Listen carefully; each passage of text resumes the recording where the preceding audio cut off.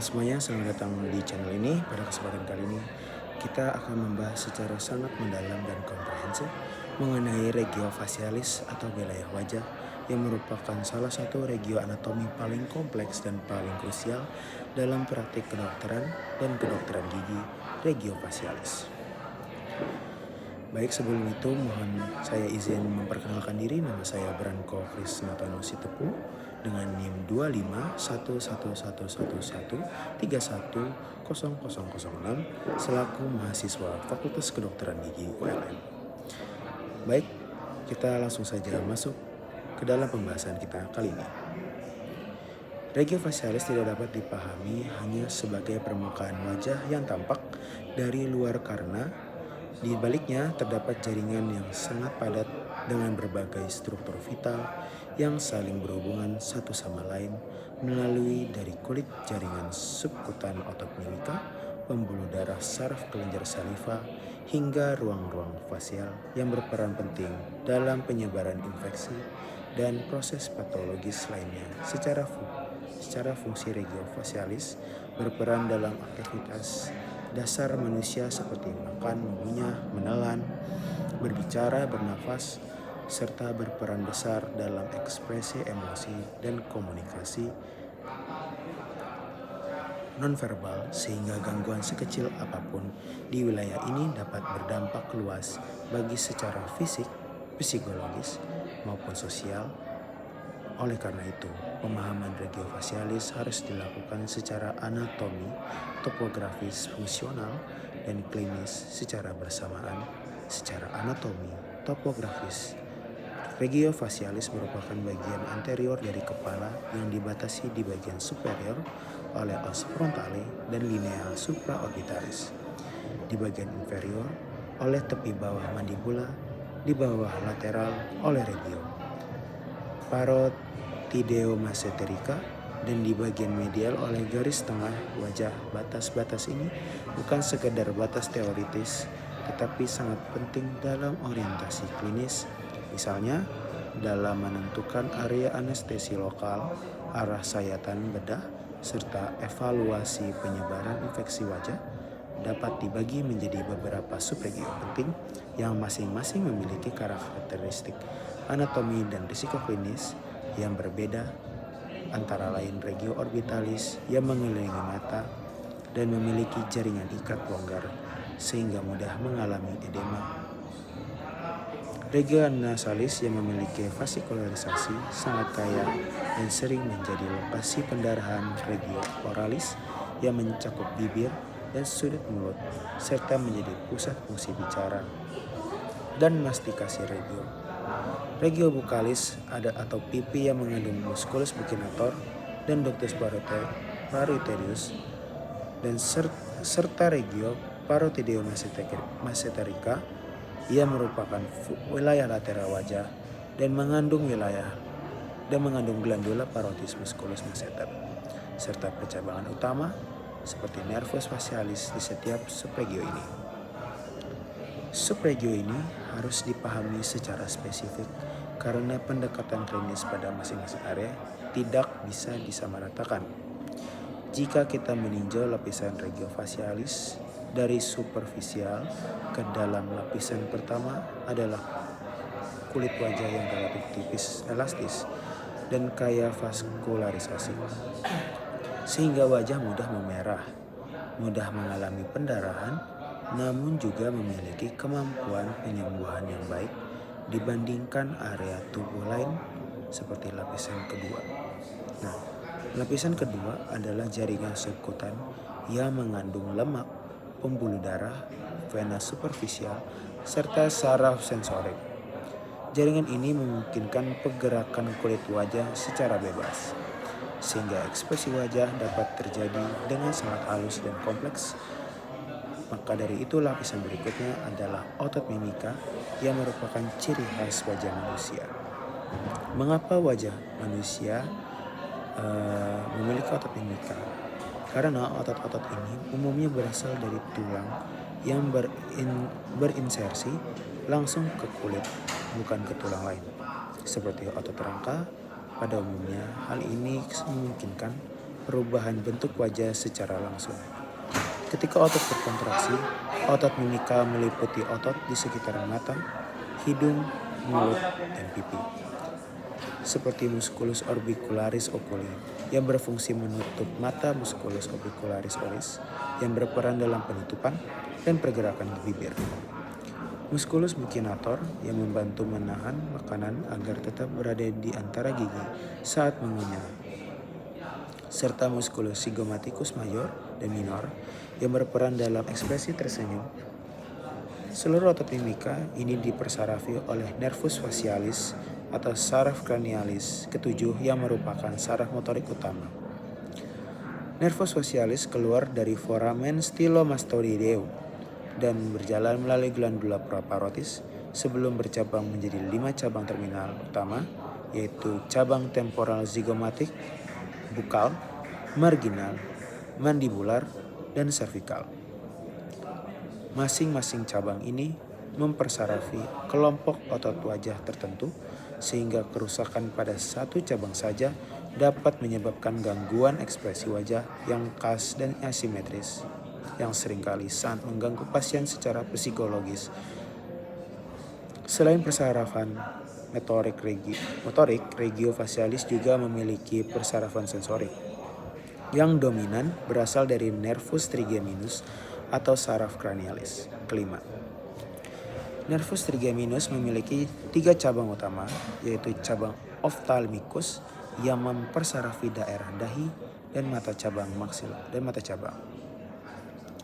maxillaris yang mempersarafi pipi, hidung, rahang atas dan gigi rahang atas, serta cabang mandibularis yang mempersarafi rahang bawah, gigi-gigi, rahang bawah, dan juga memiliki komponen motorik untuk otot-otot mastikasi dalam konteks kedokteran gigi.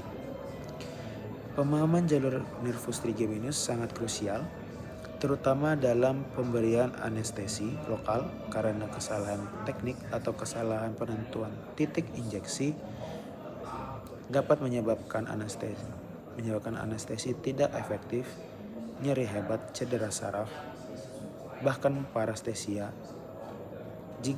Jangka panjang selain saraf regiofacialis juga memiliki vaskularisasi yang sangat kaya, terutama berasal dari cabang arteria carotis externa, yaitu arteri facialis dan arteria temporalis superficialis yang menyuplai sebagian besar jaringan wajah.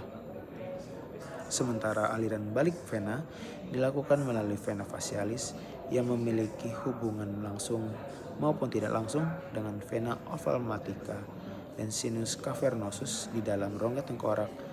Hubungan inilah yang menjadi dasar konsep segitiga bahaya wajah atau danger triangle of the face, yaitu area segitiga untuk dibentuk oleh sudut mulut dan pangkal hidung, di mana infeksi pada area ini berpotensi menyebar ke intrakorneal dan menyebabkan komplikasi serius seperti trombosis sinus cavernosus. Selain struktur permukaan regiofacialis juga memiliki sistem fascia dan ruang-ruang fasial yang membentuk ruang potensial ruangan ini. Dalam kondisi normal, tidak tampak namun dapat terisi oleh udara, darah, atau nanah. Lalu pada kondisi patologis, infeksi odontogenik sering kali menyebar melalui ruang-ruang fasial ini, sehingga menentukan arah dan lokasi pembengkakan klinis. Misalnya infeksi gigi rahang atas dapat menyebar ke ruang infraorbital atau ruang bukal, sedangkan infeksi gigi rahang bawah dapat menyebar ke ruang sublingual, submandibula, atau bahkan ruang parafaring yang berpotensi mengancam jalan napas. Oleh karena itu, pemahaman ruang fasial wajah sangat penting dalam menentukan tingkat keparahan infeksi dan urgensi penanganan. Dari sisi embriologi, wajah berkembang dari beberapa tonjolan embrional, yaitu tonjolan frontonasal, tonjolan maxillaris, dan tonjolan mandibularis. Proses pertumbuhan dan fusi tonjolan-tonjolan ini harus berlangsung secara tepat agar terbentuk struktur wajah yang normal.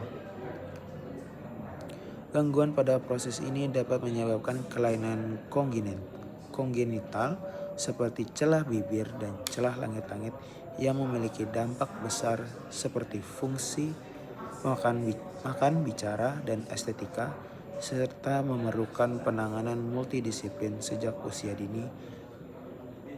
Dalam praktis klinis sehari-hari, regiofasialis sering terlibat dalam berbagai kondisi patologis, seperti trauma wajah, fraktur tulang maksila dan mandibula, abses odontogenik, infeksi jaringan lunak wajah, gangguan kelenjar saliva, kelumpuhan wajah akibat Bell's palsy, maupun komplikasi tindakan anestesi dan bedah. Oleh karena itu, seorang calon dokter atau dokter gigi tidak cukup hanya menghafal nama otot saraf dan pembuluh darah, tetapi harus mampu memahami hubungan antar struktur jalur penyebaran penyakit serta implikasi klinis dari setiap tindakan yang dilakukan di wilayah wajah, yaitu regiofasialis merupakan wilayah anatomi yang relatif kecil namun memiliki kepadatan struktur yang sangat tinggi. Sehingga setiap tindakan di area ini harus dilakukan dengan perencanaan yang matang dan pemahaman anatomi yang mendalam. Sebagai penutup, dapat ditegaskan kembali bahwa regiofasialis bukan sekedar wajah yang tampak dari luar, melainkan merupakan wilayah anatomi kompleks yang menjadi pusat fungsi biologis, ekspresi emosional, dan identitas manusia. Penguasaan regiofasialis secara menyeluruh akan meningkatkan keamanan tindakan klinis, ketepatan diagnosis, serta kualitas pelayanan kesehatan. Dan inilah alasan mengapa regiofasialis menjadi salah satu topik fundamental yang harus dikuasai dengan baik dalam pendidikan kedokteran dan kedokteran. Dan ketika dikatakan bahwa regiofasialis merupakan salah satu topik fundamental yang harus dikuasai dengan baik dalam pendidikan kedokteran gigi dan kedokteran, pernyataan ini sebenarnya bukan hiperbola atau sekedar jargon akademik, melainkan refleksi dari realitas klinis bahwa sebagian besar tindakan medis dan odontologis secara langsung atau tidak langsung melibatkan wajah, baik itu dalam bentuk pemeriksaan fisik, tindakan invasif, minimal prosedur bedah, hingga komunikasi. Komunikasi dengan pasien, karena wajah adalah area pertama yang dilihat pasien dan area pertama yang terdampak ketika terjadi kesalahan klinis. Oleh sebab itu, mahasiswa seringkali meremehkan anatomi wajah dengan menganggapnya hanya sebagian kumpulan otot mimik dan saraf. Padahal secara klinis, wajah adalah wilayah dengan intensitas struktur vital yang sangat tinggi.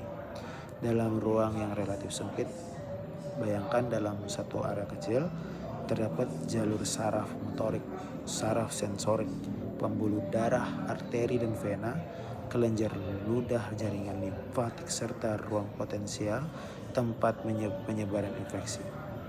Semua saling berdekatan, saling tumpang tindih, dan saling memengaruhi sehingga satu kesalahan kecil saja bisa berdampak sistemik. Misalnya, infeksi kecil di daerah gigi anterior, rahang atas yang tampaknya sepele tapi bisa menyebar ke ruang infraorbital, lalu ke sinus cavernosus dan berakhir sebagai kondisi yang mengancam jiwa. Dan inilah mengapa konsep regiofasialis tidak boleh dipelajari secara terpisah, dan konsep ruang fasial karena wajah bukan hanya permukaan tetapi juga memiliki kedalaman anatomi yang kompleks. Saat kita lihat lagi ruang fasial wajah ini itu bertingkat semakin ke dalam, semakin tinggi resikonya. Dan ketika kita berbicara tentang ruang fasial wajah, maka kita sedang berbicara tentang jalur penyebaran penyakit, bukan sekedar ruang kosong.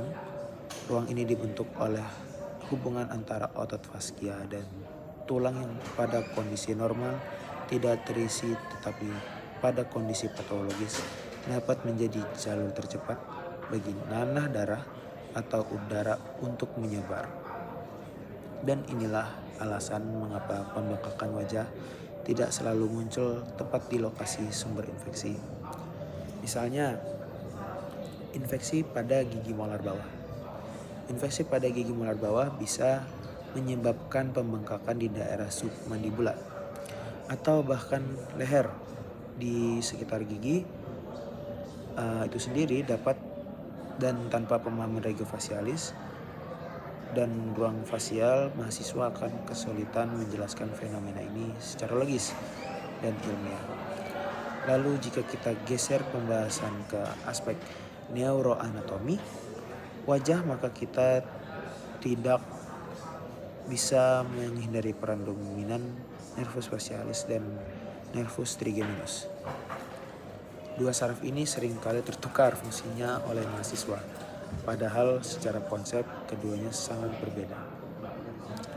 Nervus facialis adalah saraf motorik, ekspresi, sementara nervus trigeminus adalah saraf sensorik utama wajah, dan kesalahan memahami ini dapat berakibat fatal dalam praktik klinis. Misalnya ketika pasien mengalami kelumpuhan wajah, mahasiswa sering keliru menganggap bahwa gangguan sensorik adalah penyebab utama, padahal pada Bell's palsy sensorik wajah relatif normal. Yang terganggu adalah fungsi motorik ekspresi, dan di sisi lain pasien dengan neuralgia trigeminal akan merasakan nyeri luar biasa tanpa gangguan ekspresi wajah. Sehingga membedakan keduanya membutuhkan pemahaman regiofacialis yang matang, bukan sekedar hafalan.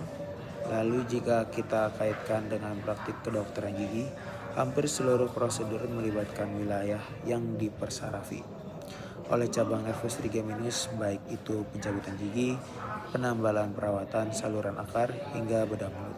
Sehingga pemahaman jalur saraf ini bukan pilihan, melainkan keharusan.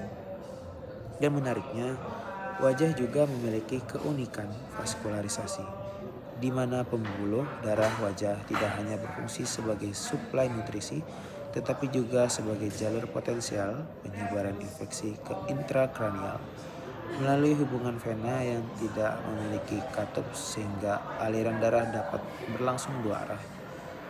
Kondisi ini menjadikan wajah sebagai area dengan resiko unik yang tidak ditemukan di ekstremitas tubuh lain. Dan inilah alasan mengapa konsep danger triangle of the face terus ditekankan dalam pendidikan kedokteran. Meskipun terdengar klise, tetapi secara klinis tetap lihat dari sisi psikososial wajah. Karena psikososial wajah memiliki peran yang tidak tergantikan, karena perubahan kecil pada wajah dapat berdampak besar terhadap kepercayaan diri pasien, kualitas hidup, dan interaksi sosial. Sehingga komplikasi klinis pada regiofacialis tidak hanya diukur dari keberhasilan teknis, tetapi juga dari dampak terhadap kehidupan pasien secara keseluruhan. Dan ini menjadi pengingat bahwa pelajaran regiofacialis bukan hanya soal lulus ujian anatomi, tetapi ya soal membentuk empati klinis dan tanggung jawab profesional sebagai tenaga kesehatan. Dan jika kita tarik lebih jauh ke konteks pendidikan, maka regiofacialis sering menjadi titik temu berbagai cabang ilmu, mulai dari anatomi, fisiologi, histologi, embriologi, patologi, mikrobiologi, hingga ilmu bedah. Sehingga menguasai regiofacialis dengan baik akan mempermudah pemahaman banyak topik lain yang berkaitan. Dan sebaliknya, kelemahan dalam memahami regiofacialis seringkali menjadi akar dari kesulitan mahasiswa dalam memahami kasus klinis yang lebih kompleks. Dan oleh karena itu tidak berlebihan jika dikatakan bahwa regiofacialis adalah salah satu fondasi berpikir klinis yang harus dibangun sejak dini bukan dihafal di akhir semester lalu dilupakan setelah ujian. Karena pada akhirnya wajah adalah tempat di mana ilmu pengetahuan medis bertemu langsung dengan manusia yang nyata, dengan emosi, rasa sakit, harapan, dan kepercayaan terhadap tenaga kesehatan yang menanganinya. Lalu kita lanjut, dan kalau kita lanjutkan pembahasan regiofacialis dari sudut pandang yang lebih reflektif dan klinis, maka kita akan sampai pada satu kesimpulan penting bahwa wajah adalah wilayah di mana teori anatomi diuji langsung oleh realitas pasien. Karena hampir tidak ada tindakan klinis yang benar-benar steril dari konsekuensi visual dan fungsional ketika dilakukan di wajah. Oleh karena itu, ketelitian menjadi kunci utama, dan ketelitian ini tidak lahir dari keberanian atau kepercayaan diri semata, tetapi dari pemahaman anatomi yang benar-benar tertanam di kepala. Lalu menariknya, banyak mahasiswa merasa sudah memahami regiofacialis hanya karena mereka bisa menyebutkan nama otot atau saraf. Padahal pemahaman sejati baru muncul ketika seorang mampu memprediksi apa yang akan terjadi jika satu struktur terganggu. Misalnya jika cabang marginal mandibular di atas, bagian atas ini, bagian sini dari nervus facialis memiliki cedera, maka pasien akan kesulitan menurunkan sudut mulut yang menyebabkan asimetris wajah. Jadi kan ya? Wajah saat berbicara atau tersenyum, dan ini bukan sekadar defisit motorik kecil, tetapi dapat memengaruhi cara pasien dipersepsikan oleh lingkungan sosialnya. Dan hal-hal seperti ini seringkali luput dari perhatian ketika regiofacialis dipelajari secara mekanis. Lalu jika kita bicara tentang hubungan antara regiofacialis dan panca saliva, maka glandula parotis, mandibula, dan sublingual menjadi bagian penting yang tidak boleh diabaikan. Mengapa? Ya karena lenjer ini tidak hanya berperan dalam produksi saliva, tetapi juga menjadi landmark anatomi dalam tindakan bedah dan anestesi. Misalnya glandula parotis yang dilalui oleh nervus facialis menjadikannya zona berisiko tinggi, karena setiap tindakan di area ini tuh berpotensi mencederai saraf dan menyebabkan kelumpuhan wajah parsial atau total. Dan ini menjelaskan mengapa bedah parotis membutuhkan pemahaman anatomi yang sangat presisi. Jadi pengalaman klinis yang matang, dan jika kita bergeser ke konteks infeksi, maka regiofacialis kembali menunjukkan kompleksitasnya, karena infeksi di wajah seringkali tidak mengikuti logika. Jadi permukaan, melainkan mengikuti jalur resistensi jaringan terdalam, sehingga pembengkakan bisa muncul jauh dari sumber infeksi. Dan karena itu hal ini sering membingungkan pasien, bahkan tenaga kesehatan yang kurang berpengalaman. Disinilah pentingnya memahami hubungan antara gigi, otot faskia, dan ruang fasial. Karena wajah pada dasarnya adalah sistem 3 dimensi tiga dimensi yang tidak bisa dipahami hanya dari sudut pandang. Lalu ketika kita membahas trauma wajah, kita juga tidak bisa memisahkan regiofacialis dari struktur tulang wajah seperti maksila, mandibula, zigoma, dan tulang nasal. Karena fraktur pada tulang-tulang ini tidak hanya menyebabkan nyeri dan deformitas, tetapi juga dapat mengganggu jalan napas, fungsi penglihatan, dan kesarafan wajah, sehingga evaluasi trauma wajah selalu memerlukan pendekatan sistematis dan komprehensif. Dan di sisi lain, wajah juga merupakan wilayah yang sangat kaya pembuluh darah, sehingga trauma sekecil apapun, mau itu jerawat atau blackhead remove,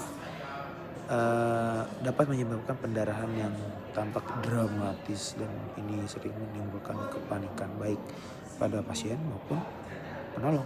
Padahal secara fisiologis wajah memang memiliki suplai darah yang melimpah, dan Ini sekaligus menjadi keuntungan karena selain mempercepat proses penyembuhan, dan jika kita kaitkan dengan proses penuaan, maka rego facialis kembali menunjukkan kompleksitasnya karena perubahan pada jaringan ikat lemak, subkutan, dan elastisitas kulit akan mengubah kontur wajah.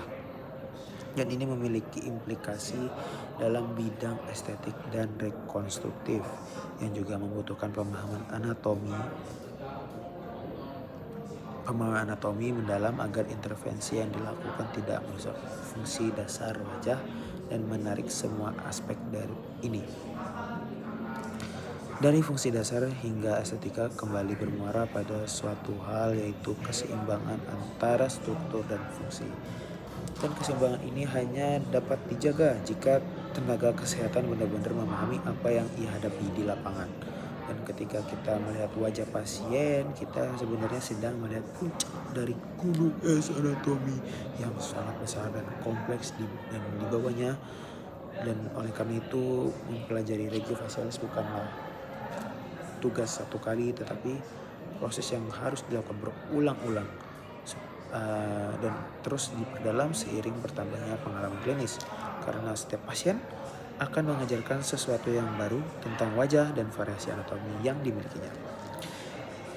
Dan variasi ini penting untuk disadari karena tidak ada dua wajah yang benar-benar sama, sehingga pendekatan klinis tidak bisa disamaratakan, dan kesadaran akan variasi anatomi ini adalah tanda kedewasaan klinis yang hanya bisa dicapai jika fondasi anatomi seperti regio facialis dikuasai dengan baik.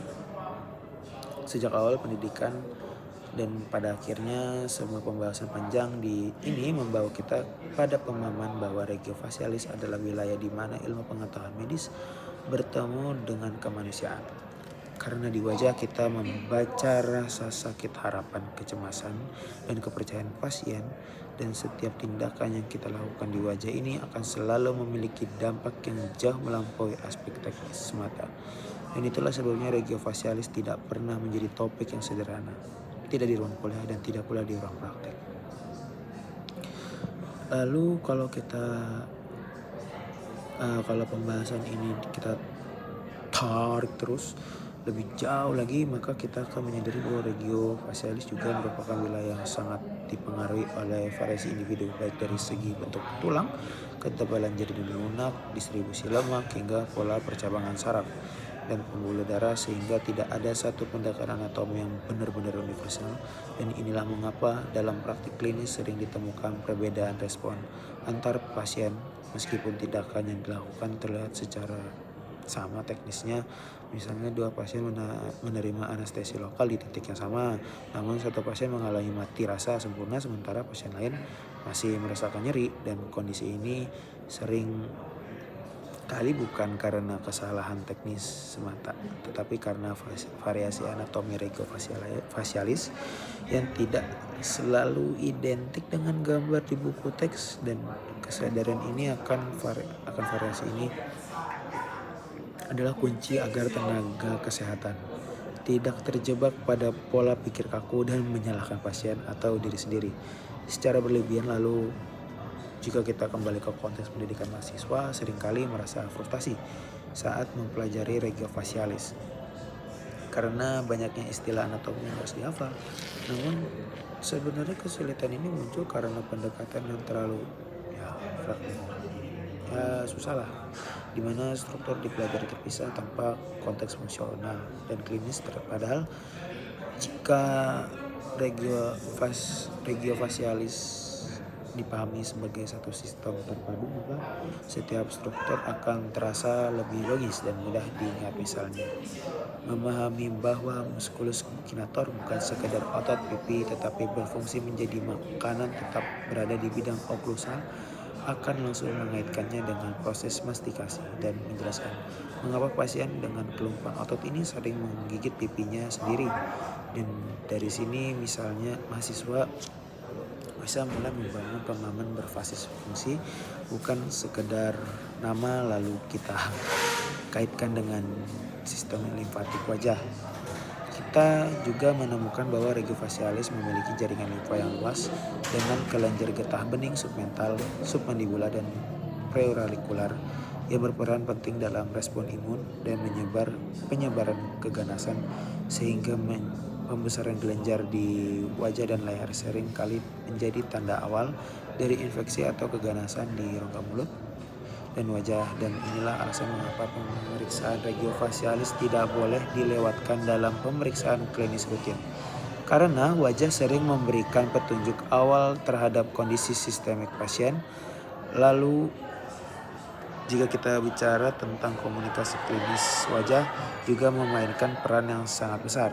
Karena ekspresi wajah pasien sering kali memberikan informasi yang tidak diucapkan secara verbal, tetapi tingkat nyeri kecemasan atau ketidaknyamanan dari seorang klinis yang peka akan memanfaatkan informasi ini untuk menyesuaikan pendekatan perawatan. Sehingga sekali lagi, regiofacialis tidak hanya relevan secara anatomi tetapi juga secara humanistik. Dan menariknya, berhubungan antara wajah dan otak juga sangat erat, karena ekspresi wajah tidak hanya mencerminkan emosi tetapi juga dapat memengaruhi emosi melalui mekanisme umpan balik saraf, sehingga gangguan pada otot wajah dapat berdampak pada kondisi psikologis pasien. Dan semakin menegaskan bahwa intervensi di regiofacialis harus dilakukan dengan pertimbangan multidimensi dan bukan sekadar menyelesaikan masalah lokal. Lalu jika kita tarik pembahasan ke arah bedah rekonstruktif, maka regiofacialis menjadi medan yang sangat menantang, karena tujuan bedah tidak hanya mengembalikan kontinuitas jaringan tetapi juga mempertahankan atau mengembalikan fungsi dan estetika secara simultan, yang seringkali dimiliki tuntutan yang saling bertentangan. Dan keberhasilan bedah wajah seringkali diukur bukan hanya dari sudut pandang medis, tetapi juga dari kepuasan subjektif pasien terhadap penampilan dan fungsi wajahnya. Dan ini kembali menuntut pemahaman anatomis regiofacialis yang sangat mendalam dan presisi. Dan semakin kita membahas wajah, semakin jelas bahwa regiofacialis adalah wilayah di mana ilmu pengetahuan, keterampilan teknis, dan sensitivitas manusiawi bertemu dalam satu ruangan yang sempit dan kompleks. Dan mungkin inilah alasan mengapa wajah selalu menjadi pusat perhatian baik dalam seni budaya maupun ilmu kedokteran. Karena di wajah kita menemukan representasi paling nyata dari kemanusiaan itu sendiri. Dan oleh karena itu mempelajari regiofacialis pada akhirnya bukan hanya tentang menjadi tenaga kesehatan yang kompeten, tetapi juga tentang menjadi profesional yang memahami bahwa setiap struktur anatomi yang kita pelajari melekat pada individu nyata, dan cerita pengalaman dan harapan yang tidak bisa dipisahkan dari wajah yang kita hadapi setiap hari. Baik semuanya, terima kasih sudah mendengarkan penjelasan panjang saya mengenai regiofacialis. Terima kasih sudah menonton. Salam sejahtera bagi kita semua. Terima kasih.